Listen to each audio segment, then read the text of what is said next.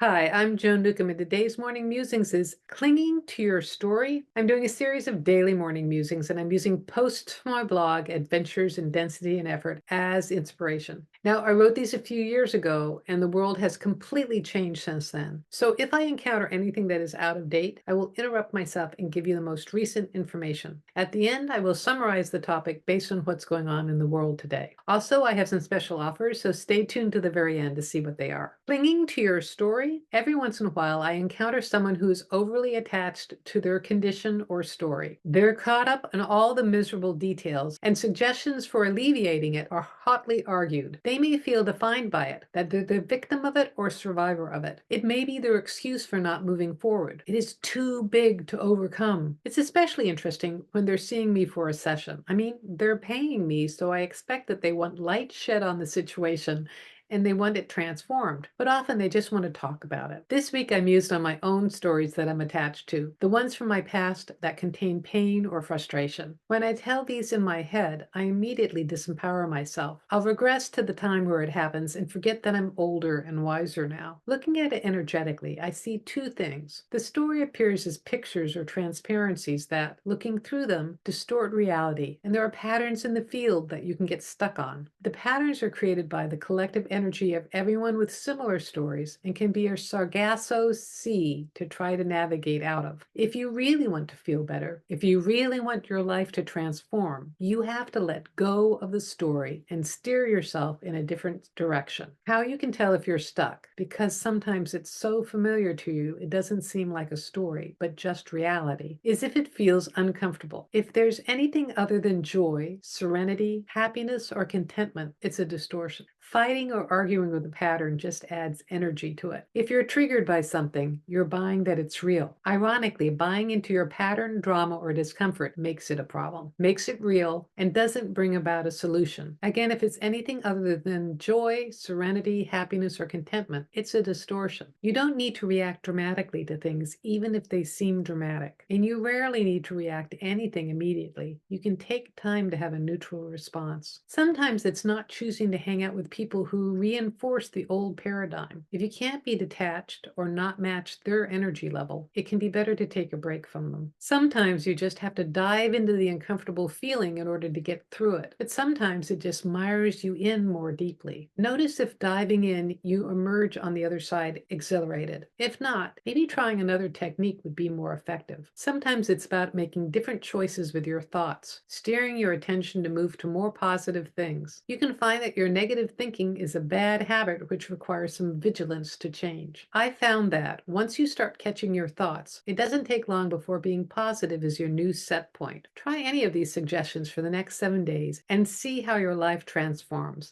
And leave me a comment when you do, because I love to read your comments. So yeah, we just love our story, and we cling to our story, and then we tell our story, and our story is the reason why we're stuck. And it's actually the reason why we're stuck is because we're telling our story. We created our story. In a sense, we wrote the outline for our story before we came into form, but it's not hard and fast. It's not like it's chiseled in stone. Our story and our storyline is something that is continually evolving, and our perception about our past story can evolve as well. So many people have like near-death experiences and then come back from it with a completely different awareness of what their childhood was like or their parents were like, and it frees them to expand to a new way of being. So this isn't about superimposing a new story on your storyline, because that's like lying about your story.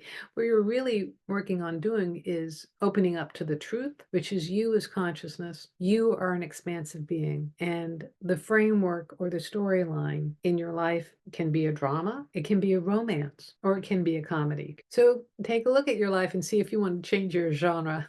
And if you like these videos, please share them with your family and friends, and also click the like button and subscribe. And that way you're telling YouTube to share this far and wide and get this out to people who really need this information. And if you'd like a free sample of one of my consciousness techniques, click on the link below to the skybox technique. It'll give you an expanded perspective of your life and provide a lot of answers for questions you hadn't known you were asking. If you want some manifestation techniques, Manifesting Money and Miracles is my self-study course. It gives you tools for you to completely transform your life. And if you want to know more, my website is joan-newcomb.com. There you can learn about my private sessions where I take a look at the essence of who you are and what's going on in your life today, and I can answer any questions that you have. And I have half-hour and hour-long sessions, and it's all recorded just for you. And if you want to learn how to do this for yourself, Manifesting Money and Miracles is a great preparation for my coaching special where I work with you one-on-one, and I give you, from my list of consciousness techniques, specific ones for you to transform your life. So you can find out more at my website. So go to my website, joan-newcomb.com, and I'll see you tomorrow for another Morning Musings.